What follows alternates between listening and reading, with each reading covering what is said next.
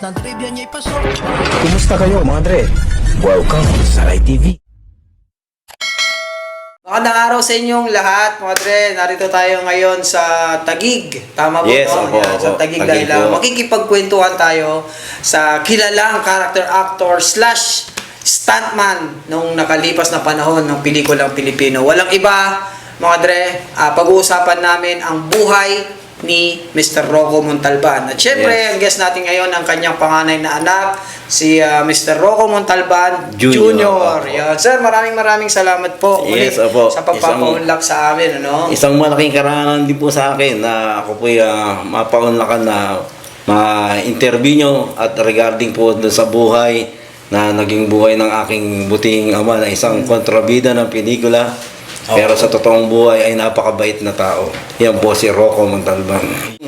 Sa abot ng inyong makakaya po, syempre kayong panganay eh. Yes. Naabutan nyo noon, kumusta ang buhay niyo ba noon bago siya pumunta sa showbiz? Ang buhay ng airpot ko noon, nung bago siya napunta sa showbiz, isa siyang kargador sa PNR ng Tutuban. Tren. Yun ang talaga, kargador. Kumbaga yung lahat ng mga bagahe ng kinakarga nila doon sa train. Yun ang hanap buhay ni Binubuhat airpot, yung binubuhat niya. Tatlo silang magkakapatid, siya yung pinaka-breadwinner. Kaya siya bumubuhay doon sa dalawang nakakabata niyang kapatid sa pamamagitan ng pagkakargador sa tren ng PNR sa Tutuban. Yun. So, yung start ng buhay pala niya, that time, talagang hindi pa nakakaangat. Talagang nag-umpisa din talaga dito. Sa hirap, Hirap, oo. no? So, dito sa yun, sa Tutuban. Tutuban. Gano'ng kahaba yun? Mahaba ba yun? Mahaba yun, divisoria, buo ng sa ngayon Yun, yung tren na yun. Ngayon, parang hindi na yata nagana ngayon. Wala na nga. So, doon ba sa pagiging kargador niya, siya na-discover o paano ba siya napasok sa pelikula? Ayun, ganun nga nangyari. Nagkakargador siya ng tren. Ngayon, merong isang tao na hindi nasabi sa akin kung anong pangalan, na hinikayat siya pumasok ng latonde niya. Magtrabaho? Oo, trabaho sa yung latonde niya, isang ng alak yun. Apo. Gawaan ng alak noon. Ngayon, pagka may mga piyesta, may mga sa isang lugar, isang bayan, yung latonde niya nagpapalabas ng show. Yung ngayon, variety show ngayon. Okay. Yun noon, yung magdadrama doon sa entablado, latonde niya para mabili yung alak nila noon. Parang marketing strategy nila. Ganun ang strategy, promotion. Ano yun, may mga artista rin, gano'n?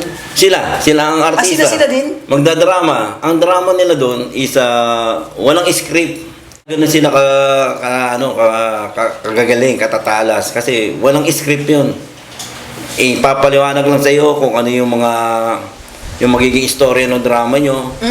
Pag-uusapan lang 'yon. Tapos kayo na bahalang gumawa ng sarili nyong mga dialogue. Adliban yun. Adliban yun. Doon siya nag-start?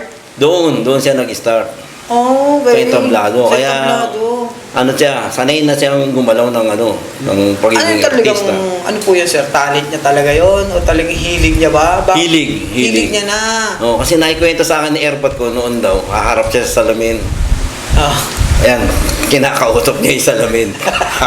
Yung mata niya, pagagalawin niya. Yung ganun yung practice niya na Tapos, hanggang sa nasanay siya, hindi na siya nawala. Inalis niya yung hiya sa sarili niya. Oo. Ganun. Tapos hanggang sa na-discover siya doon. Nakakuha siya ng stuntman naman. Okay. Kasi malaki si airpot ko noon. Opo. Dahil nga siguro kargador sa tren, mabibigat yung mga binubuhat. Yung build niya, no? Oo, yun. Nagustuhan siya. Pwede kang stuntman kasi malaking lalaki ka. Tapos malaki yung boses mo. Yun, sumama siya, SOS Daredevils. Ayun, SOS Kay Manong Rick Bustamante. Yun ang Mga anong taon to, sir, siya napasok? Siguro hindi ko na 70s? matandaan. Maaaring ganun. Mga Kasi sila pioneer Si Mario Escudero. Silang pioneer. Sila pioneer sa SOS. Si father nyo? Silang pioneer. So, matagal na nga to. Matagal na yun. Black and white pa to. Ganun. Yung sir, no? Oo. Yung pelikula. Kasi ako, pinanganak ako, 1966. Nung stuntman si airpot ko, wala pa ako noon. Wala, so mga 50s. Maaari, ganun. Tagal na. Hindi ko na naabutan to, napapanood na lang natin sa pelikula. Oo. So, na-start siya sa SOS, tuloy-tuloy na yon. Ngayon, no, nung napunta siya sa SOS, marami na nakakuha sa kanya, nakakursunado sa kanya na siguro natipuan siya ng mga direktor. Dahil yung tapang ng mata niya, yung mata niya nagsasalita eh. Oo. Yun, saka yung brusco yung ano eh. Pang-kontrabida talaga. Oo, pang-kontrabida. Yun. Bagay na bagay. Nagkaroon siya ng screen test kay Direk Eddie Garcia. Okay, Yun, para sa screen isang test. project. Oo, para sa isang Role. project. Kukunin siya ng Premiere saka Tagalog ilang-ilang production. Pero nag-screen test muna siya. Paano nangyari, sir? Ang ginawa kasi nung sitwasyon noon, isa siyang gagawing manyak na manggagahasa doon sa babae na walang dialogue kung hindi mata lang yung Facial reaction lang. facial reaction na walang dialogue. Ang Ayun. hirap nun, ano? Nagustuhan naman siya ni Direk Eddie, yun. Oh? Oo, Siya doon lang ba nag-screen test o meron pang iba? Siguro marami sila. pinagpilian pa. Maaari pinagpilian. Parang audition. Dinaan doon, oo. Parang audition. Oo, yun. Siya napili. Napili siya, ayun. Nagkaroon siya ng Jess Montalban. Ang unang pangalan niya. Ayan, Jess Montalban. Paano siya naging Rocco Montalban, sir? Kasi, di ba, Jesse Messina nga siya, ginamit niya yung Jess Montalban. Tapos, nagkaroon sila ng shooting kay Erap. Okay. Joseph Estrada, yung Oxo versus Sigi Sigi. Hindi ko lang alam kung anong nahintin nyo kasi maaaring hindi pa rin ako pinapanganak nun. Oxo versus Sige Oo. Sige. Ito yung Original. ni-remake ni E.R. Ejercito, no? Oo. Pero original, Erap. Yun yung Erap. Sila yung mga stuntman. Miniting muna ng director yung lahat ng stuntman kasi nandyan na si Erap, sabi ng director. Okay. Dumating na si Erap, sabi sa kanya. Ngayon, yung mga nag-a-adlib dyan, o kayo sasapaw kay Erap kasi nakainom si Erap. Mapapagalitan kayo, tiyak, baka mawalan pa kayo ng trabaho. Mag-ingat kayo. Basta pinag-ingat lang sila. Oo. Na kung ano yung dialogue, yun lang, huwag sasapaw. Dumating yung eksena, nag-ano na sila, nag-take na. Oo. Eto na. Si Erpet ko kasi sanay sa entablado, di ba? Opo. O, sanay sa mga Entertainer. adliban. Ang ginawa niya, sumagot-sagot siya kay Erap. Inadliban. Oo, yung adlib naman niya, ganyan, sagutan sila. Talagang parang totoong Oo. parang totoo talagang na... Kasi si Erap, bumabato hindi rin. shooting, oo, Batuhan sila. ganun sila. Okay. Wala na rin sa yung binabato ni Erap. Wala na sa lines. Tapos doon, Script. nung natapos. Pero yun pa rin yung buod nung gustong palabasin ng direktor. Okay. Oo, kumbaga, yung mga adlib nila hindi lumayo sa dapat mangyari. Okay. Di natapos yung take. Mm. Ngayon, nung natapos yung take, tinawag ni Erap, yung direktor. Sabi niya, sino ba yung yung naka-eksena ko kanina? Sabi niya, yung stuntman mo. Oo. Tawagin mo nga. Si Jess Montalban po yun. Sabi nga, Oo. sandali lang po. Tapos pinuntahan niya. Tinawag. Jess Montalban, tawag ka ni Erap. Mm. Tapos sinamahan doon. Punta kay sa harapan ni Erap. Sabi nga, di kinakabahan din yung direktor. Siyempre, kahit si Erpat ko, kinakabahan din. Ikaw, anong pangalan mo? Jess Montalban? Hindi bagay sa yung pangalan mo eh. Dapat ang pangalan mo, Rocco. Rocco ka eh. Sabi nga, pero okay ka. Rock. Sige, sama to, sunod na project. Yun.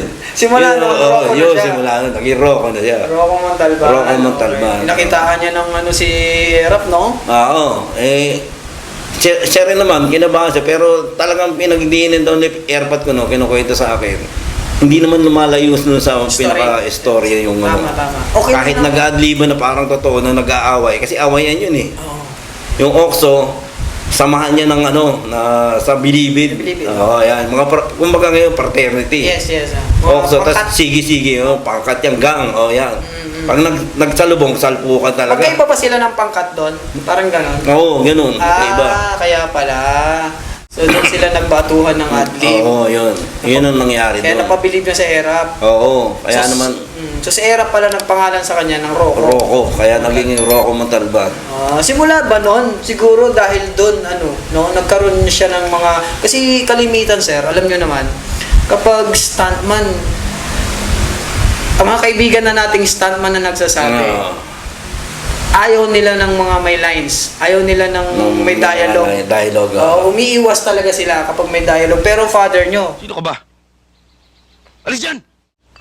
Kasi sanay nga siya sa entablado. Yun, sa mga, yun, nasanay siya sa latonde niya. Nagdadrama ng walang script. Yun. No. so nag-start doon. After no, tuloy-tuloy na yung naging career. Tuloy-tuloy na. Tapos, yan, yung mga Tagalog ilang-ilang production, lahat ng kay Tony Ferrer. Tony Ferrer ang trabaho mga niya. ano. Tapos, dumating din yung pagkakataon na nung nakatira pa kami sa Karuhatan, Valenzuela, Opo. ilang-ilang Karuhatan, Valenzuela, Karawat. pumunta ron si Ramon Revilla, si Senador Ramon Revilla, senior. Senior. Oo. Nakataksi pa noon. Kasi ano pa lang yun eh. Kinausap si Airpat ko, nagagawa sila ng pelikula. Yung Nardong Putik, Okay. yan, Tiagong Akyat. Yung pa lang yung mga pelikula ano. Tapos, Naka-line up. ang gusto niya, kasama si Airpat nga doon. Isa sa mga kontrabida, saka isa sa mga kasama niya.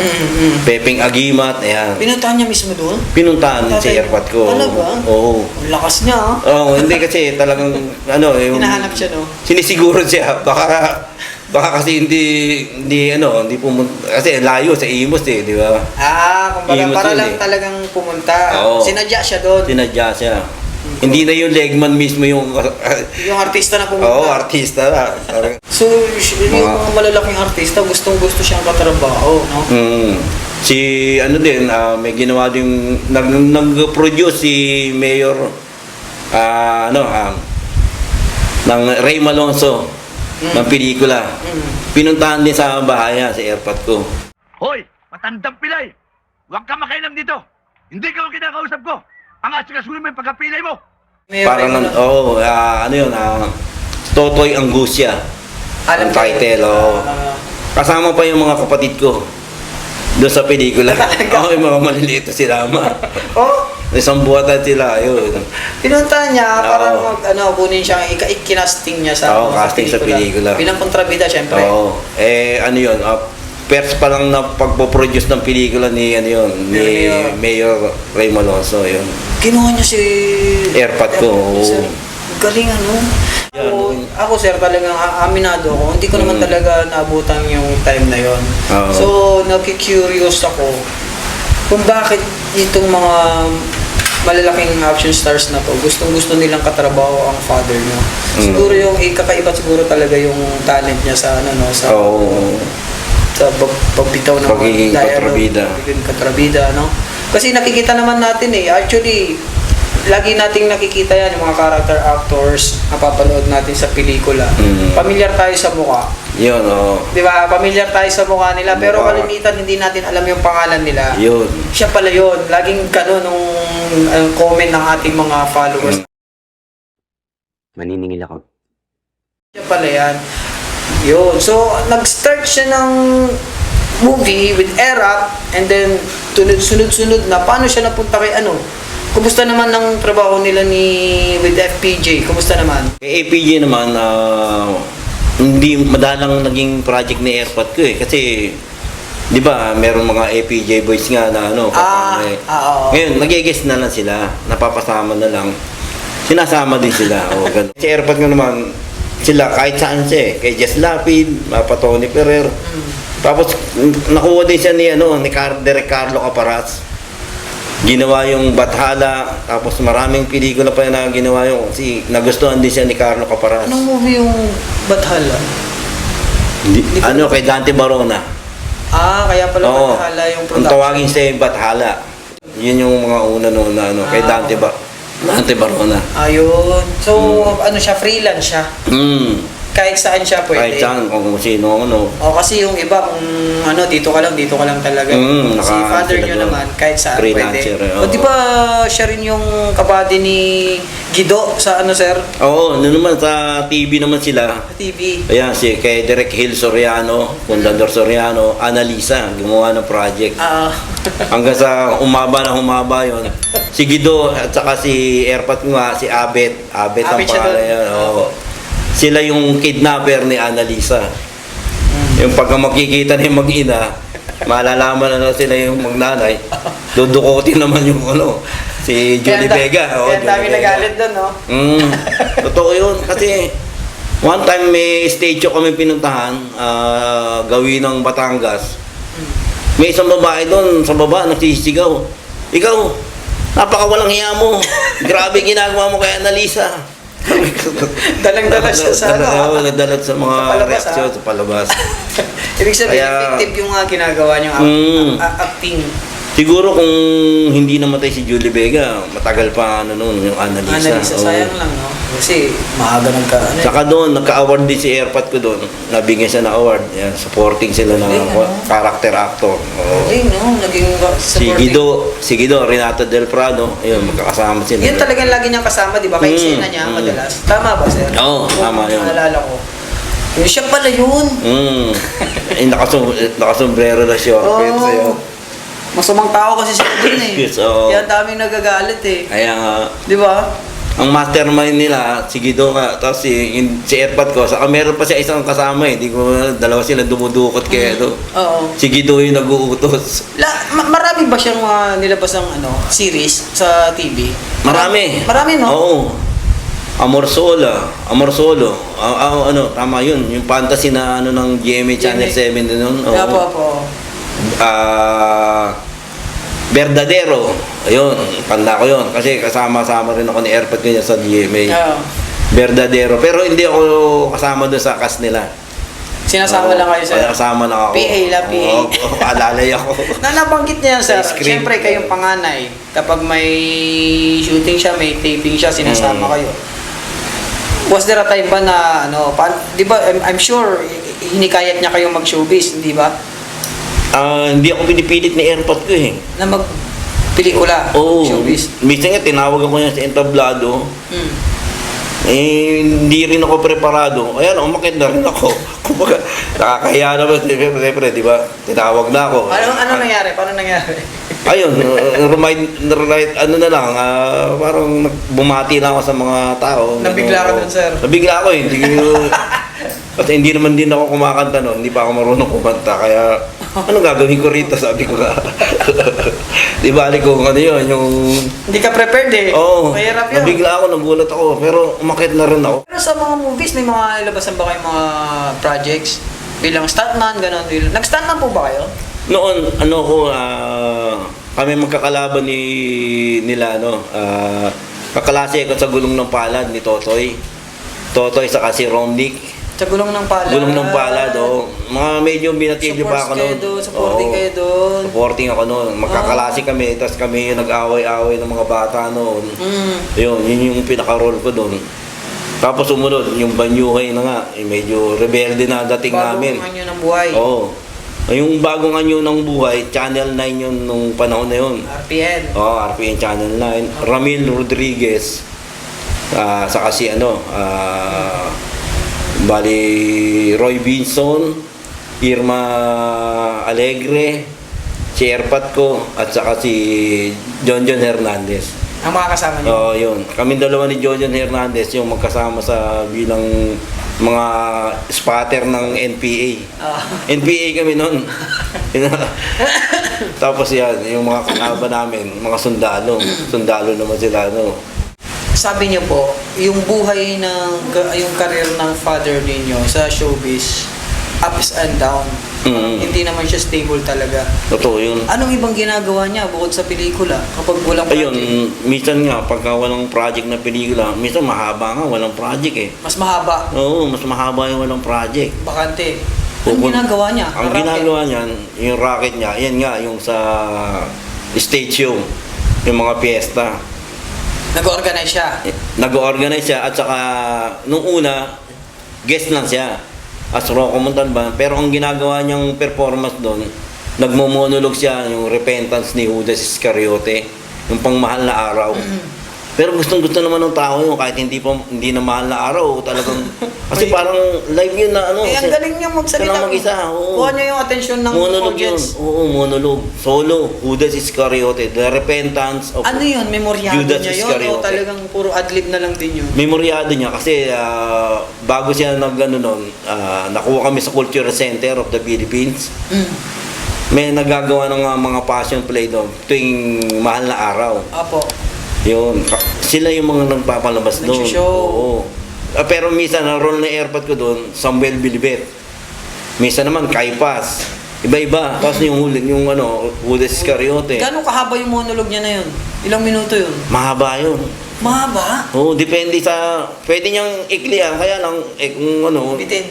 Bitin eh. Gusto niya itodo yung niya. Hanggang sa nagpapakamatay na si Judas Iscariote. Oo, mahaba nun. Siya lang mag-isa. Oo, solo yun. Walang yun. Yun yung number niya madalas. Yan. Tapos may background yun. Kukulog, kikidlat. May kidlat, may kulog. Yun lang. Yun lang yun. Tapos dire-diretso pa rin yung dialogue niya. Yan ang talent. No? Talagang niya na. Oo. Talentado talaga. Oo. Talent yun. Hindi lahat ng tao kayang gawin yun. Kaya nga, Kahit ikaw sir, kaya mo ba yung ginagawa Ay, mo? yun nga, sabi ng mga ibang kaibigan ko nga, yung mga kumpare ko ng mga nagsosyo, ba't hindi mo sundan yung airpot mo na pag nasa siyo, yung repenta sa Budas. Sabi ko, hindi ko kakayanin.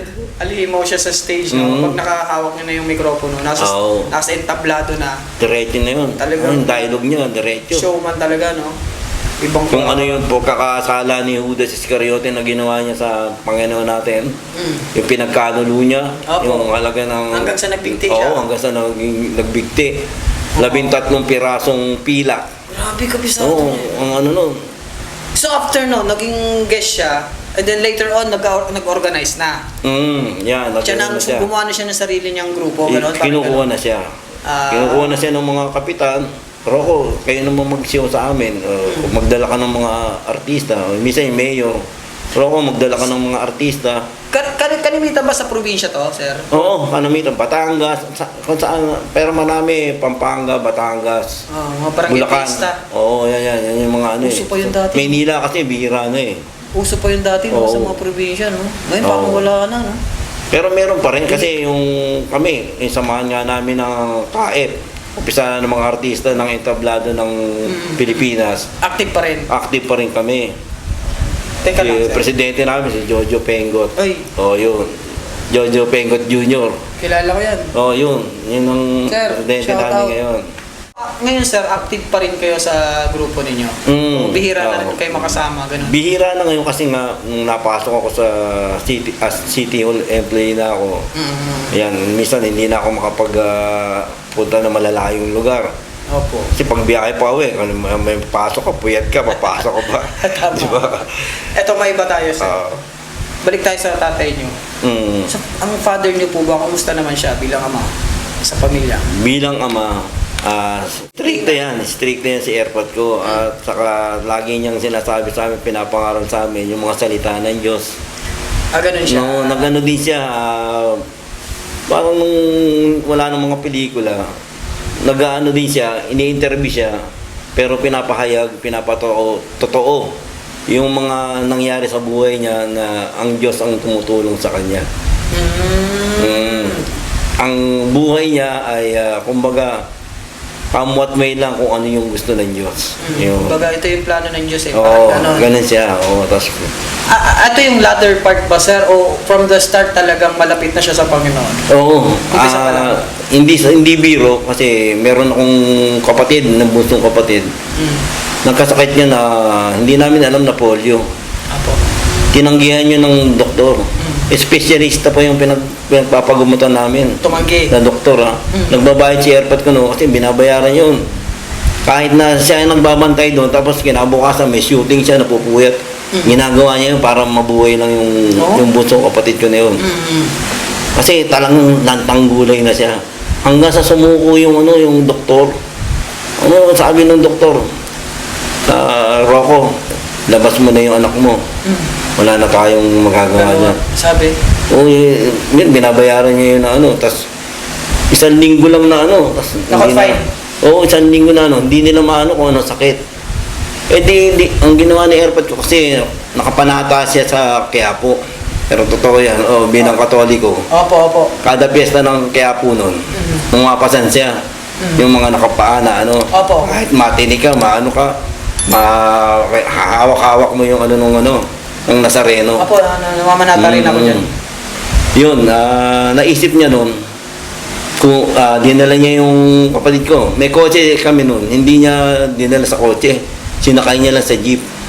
Gusto niya mag-jeep. Kaya akala tuloy ng tao, Kasi unat na yung kapatid ko noon, maliit pa. Parang patay na nga.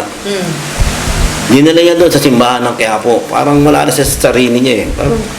Parang yun na yung pinakahuling baraha. Desperado Oo. na. Yung huling baraha na nasa isip niya, nalapitan. Kasi Milagro. ano nga eh, specialist ng doktora. Tinanggihan yung kapatid ko. Di ba? Ano pa nalapitan mo? Sino Tama, pa? tama. Specialist Hindi na yung yun, Diyos no? na lang. Oo, Correct. yun. Dinala niya doon sa simbahan. Sa simbahan ng Quiapo, di ba, pag umakyat, merong yung paa ng Nazareno. Apo. Doon siya nanalangin siya ng Umakyat siya doon. Umakyat noon. Hindi niya na pinapansin kung sino yung mga tao. Kilala siya, hindi niya binabati siya, pero parang wala sa sarili dahil yung ano nga. Yes. Sumakay sa uli ng jeep, pauwi na. Iuwi niya na yung kapatid ko. At merong babae noon na akasakay sa jeep. Rocco, ano nangyari dyan? Sabi niya. Tinanggihan na po ng doktor. Hindi po ito nakakaano eh. Parang na-paralyze sabi. Tama-tama, malapit na sa San Lazaro. Yun ang yung hospital ng San Lazaro. Apo. Sinabi ng babae, ba't hindi mo subukan dalhin mo dyan sa San Lazaro? Sinunod niya yung babae nagsabi. Okay. Parang milagro nga talaga na ano. Di Dinala doon. Di pagpasok noon, inasikaso agad sila. Yun ano, examine, kinabukasan. Ang inalam na yung sakit, polio. Kailangan ng i-therapy, mga gato. Yun, nakumpay na siya doon. Ibig sabihin, dinilig ng Diyos yung panalangin niya. Merong isang tao na yun ang kinasangkapan para sabihin sa airpot ko na Ano nangyari sa kapatid niya, sir? parang hindi siya na polio. Oh, talaga? Oo, kasama nga siya sa pelikula ni nung ginawa ni Galing, no? Pero Oo. bakit yung specialist na ni Rudy Fernandez, yung Kahit Ako'y Lupa. Yung Nandun siya. Arnel Montalban, no? Maliit pa siya doon. Siya yung bata doon na Kahit Ako'y Lupa. Parang hindi siya na-polio, parang Oo. hindi niya pinagdaanan. Ang bilis no, tumatakbo. Hindi ba yung mga napopolyo yung nagkakasakit, makahalata mo? Oo. Lumilit yung, Yes. yun hindi. Hindi siya eh. Normal. Naayos siya, naagapan agad. Tinerapy yung mga pa. Talaga? Kaya nga, Parang ang bilis ng... kaya nangingilabot din ako. Kaya sabi ko nga, kay airpot ko, iba yung pananalig sa Diyos. Iba talaga yun. Tsaka napakabilis ng tugon, ha? Diba? Ibang klase. Nakarating niya lang. Dala-dala niya pa nun. Oo, dala niya yung Diretso na palit ng ko, San diretso na Lazaro. San Lazaro. Kinumpay na doon. Tapos bumabalik na lang siya. Oo, tapos wala siyang pera. Pero parang tulong din ng Diyos eh. Tinawagan siya, may shooting kay Isberel. Kinabukasan, nag-shooting sila. Totoy Guapo. Totoy ko ako. Oo, puyat. Saka kay Jay Ilagan. May dumarating yung biyaya, kumbaga. Sunod-sunod. Oo. Pero natutulog siya. Kasi bawal sa sa ward nung kapatid ko na doon matutulog sa San Lazaro. Ganun pala. Dito sa may baba natutulog. Yung bangko. Bawal. Ganun, oo. Bawal sa ward. Bawal sa ward na Walang bantay. Nurse. bumababa din siya. So, grabe yung kwento na yun, ha? Oo, grabe yung malasakit ni airpot ko doon. So, mga kapatid yun, so, nakakatuwa yung ganung kwento na yung sa pamamagitan ng pananalig mo, no? Nailigtas. Kaya yun yung mga pagka kinukuha siya ng para ipahayag yung mga salita ng Diyos, yung Yung mga kinukwento nangyari sa kanila at sa kanya. Yung kwento niya. Yun, oo, para Binabahagi niya yun. Binabahagi niya aral na yun na natutunan niya. Ganun din siya. Kaya ano siya, kapag nangaral siya sa inyo, talagang may kasamang salita ng Diyos. Ayun. Ganun siya. Ganun siya, oo. Hindi siya Kaya mahigpit na ama. baliktad nga eh. Kung ano yung kinasusuklaman nilang bilang kontrabida sa pelikula. Ang layo. Sa totoong buhay, iba yung si airpot. Layo sa personal, no? O kasi nakikita naman kasi ng tao yung karakter niya lang sa Oo, pelikula. sa pelikula, karakter lang. Minsan nadadala lang talaga sila na masamang tao. Kagaya nun sa Oo. Analisa. Analisa. oo. Nung etong part ng nag-organize siya ng mga show, mga sa entablado sir. At the same time, labas pa rin siya sa movie, di ba po? Oo, noon, lumalabas pa. Kailan siya, yung nag-stop na siya sa movie? Nung nag-stop na siya sa movie, Parang konti na lang, gano'n. meron pa siyang huling pelikula nga noon bago siya nagkasakit. Yun, yung kay, Big Soto na Okay Capuerico. Hindi ko na alam kung anong yung parto siguro yun. O, Okay. yun. Tapos meron pa rin isa kay Anjo, saka kay Jano Gibbs, milyonaryong gipit. Yung may sakit na rin siya, no? Pero tuloy, Lumabas pa rin. umalabas pa rin siya dahil nga, kailangan eh. Tapos, Ano pong naging sakit ng father niyo, sir? nung una, naging sakit ni airpot ko, ulcer. Di, na-combine siya sa UDMC. Hindi ko na alam kung anong taon yun. Tapos, gumaling siya. 3 buwan. Umayos naman. Ang naging problema, nung lumabas na uwi sa bahay, namaga naman yung ano niya, yung mga paa niya. Tapos ilan namin kung anong baka may sakit sa bato. Wala naman, wala sakit sa bato. Prostate. Prostate. Oo. Tapos nung tinignan yung ano niya, malignant na. Malala na. Ano siya, Kasi ganun yan. Kapag namaga. ultrasound, malignant na yung nakita. Kaya- Mga ano to, 99, anong year to na-discover yung ano niya, sakit niya? Yung natitake yung sakit. 96, gano'n? 96, kasi ano yun alas mag-iisang taon siya sa sa ospital eh. 96. Halos 1,000 sa Oo, ospital. halos isang taon Gano'n na. kahirap yun, sir? Kaya nga, Ang hirap na. ako nagbabantay noon, salita kami minsan ng kapatid ko. Kasi nung time na yon, ako pa lang naman yung may asawa noon. Ako may anak na isa. Kaya pag umuwi ako, papalit na ako dun sa kapatid ko. Tapos babalik ulit. Babalik uli. Nakaawa ko kay airpot ko pag binibiyahe namin kasi yung parang pag natatagtag siya, masakit lahat syempre. ng katawan. Kunting ano lang, magalaw mo lang ng konti. Oo, ganun. May mga salamat din po sa mga tumulong sa airpot ko nung time na yon. Sino? Marami, lahat ng mga artista. Marami tumulong din. Oo, Rudy Fernandez, yan. Si presidente pa ng KAPP noon, si Edo Maciano. Yan. Malaki na tulong sa amin sa ospital niyan. At pinakamalaki ang haba ng tinulong sa amin, si APJ The King, Fernando po Jr. po. Nagpapasalamat din po ako yan. Dahil napakabait talagang tao nun. Mahaba yung ano niya. Kung gaano kahaba yung Hospitalization. in-stay ng airpot ko sa halos gastos Hospital. niya. Oo. Halos gastos na yung PJ? No, yung pati yung suporta nung mga pangangailangan. Gamot, Oo, gano'n. gamot, gatas, yung mga pampalakas ng katawan.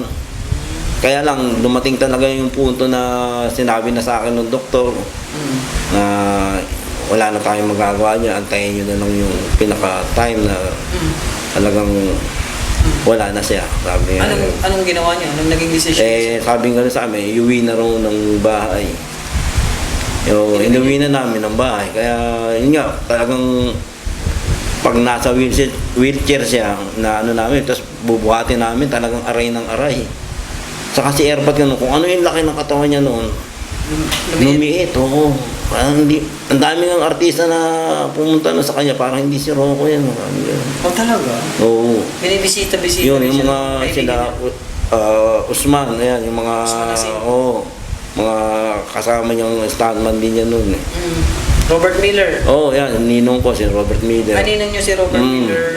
Ano Prostate din yan. din yun si Robert Kaya nga eh. Prostate din yun eh. Nung ko na lang nakapanood na nga sa iyo yung sa interview mo. Robert Talby, yan, marami.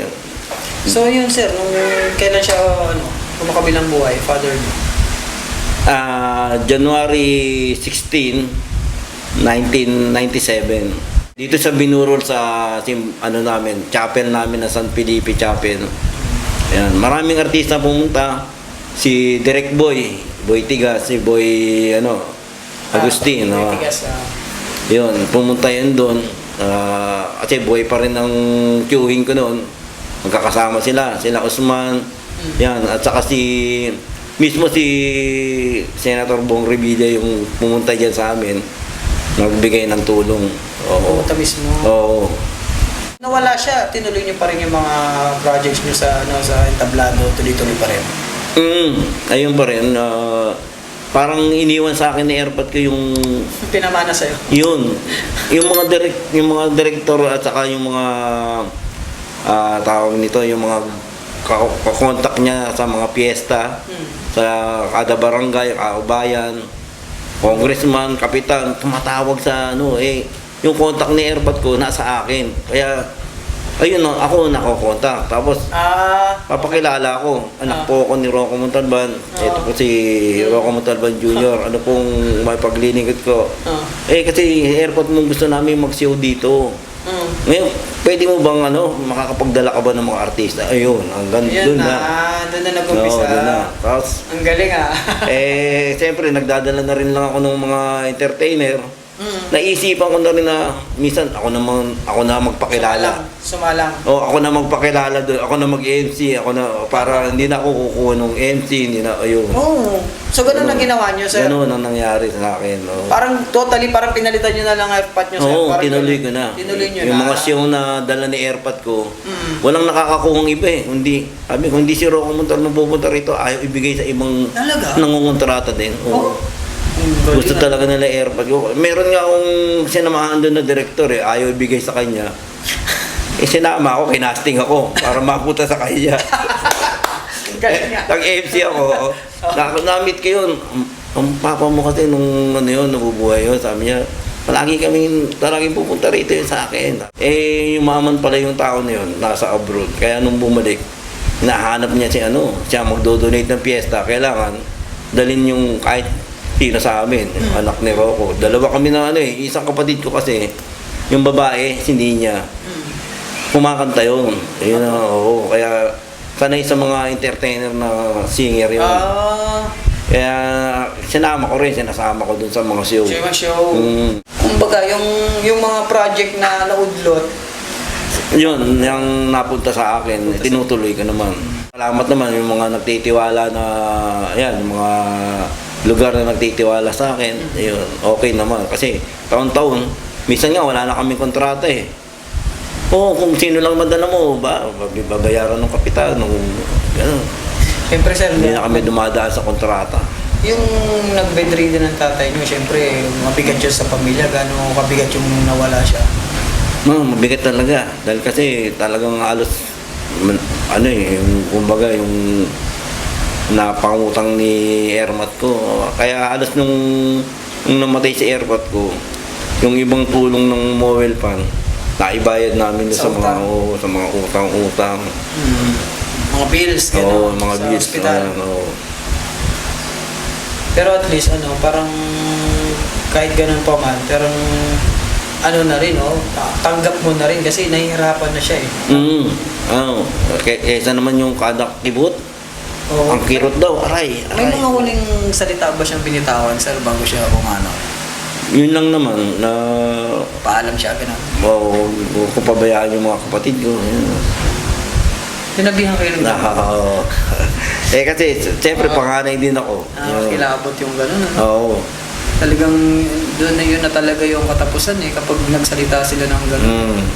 Ayoko rin makita sa airport ko na nahihirapan talaga. Siyempre, father mo yun, sir eh. Kaya mabigat din sa inyo, lalo na kayo yung panganay. Kailangan nyo lang kung talagang siyempre lalo na sa mother nyo, di ba? Sa nanay. Talaga kailangan din tanggapin dahil kasi kaysa naman humaba yung paghihirap niya. Correct. Kasi nasa bahay namin siya, tapos makikita mo ng ganun. Hirap na hirap siya. Hirap na siya, oo. Kaya minsan, binibiling ko na lang sa kapatid ko eh. Parang din ako eh. Nakaramdaman ko yung hirap na di ba? Parang ayaw niyo siya makita. Oo, yung may sakit kasi, ang hirap yung ng ganun. kalagayan niya. Para dun sa mga followers natin na sabi ko nga, patagal na nilang hinahanap yung kwento ng father niyo, Rocco Montalban. Dapat naman pong magpasalamat po sa inyo, lalo na po doon sa mga tumangkilik at humanga po sa aking butihing ama na isang kontrabida, isa po sa mga batikang kontrabida ng pelikula, si Mr. Rocco Montalban. Ako po ay nagpapasalamat sa inyo lahat sapagkat kung hindi nyo po tinangkilik, siyempre po yung mga pelikula at saka yung mga pagiging kontrabida niya ay hindi ho siya kikita ng pera para ho kami ay mabuhay. Kaya malaking pasasalamat po namin sa inyo. At sana po, ganun din po, patuloy nating tangkilikin ang Rai TV. Kasi dahil malaking bagay yan, kasi kamukha kami. Kung hindi po kayo nakarating dito, siyempre minsan may nabasa akong light up sa airport ko. Mali. Pero ganun pa man, nagpasalamat pa rin ako sa kanya. Dahil kasi kahit pa paano, naalala niya yung airpot ko. Yun ang pinakamahalaga nun eh. Tama. Naalala niya na isang kontrabida si Rocco Montalban. Yun. Laking pasalamat ko rin sa'yo. Ako naman, sir. Pasalamat kasi napakulakan niyo po kami. Maraming salamat po. Thank you po. Mr. Rocco Montalban Jr. Mga Dre. Yes po. Huwag kalimutan mag-subscribe. Paalam.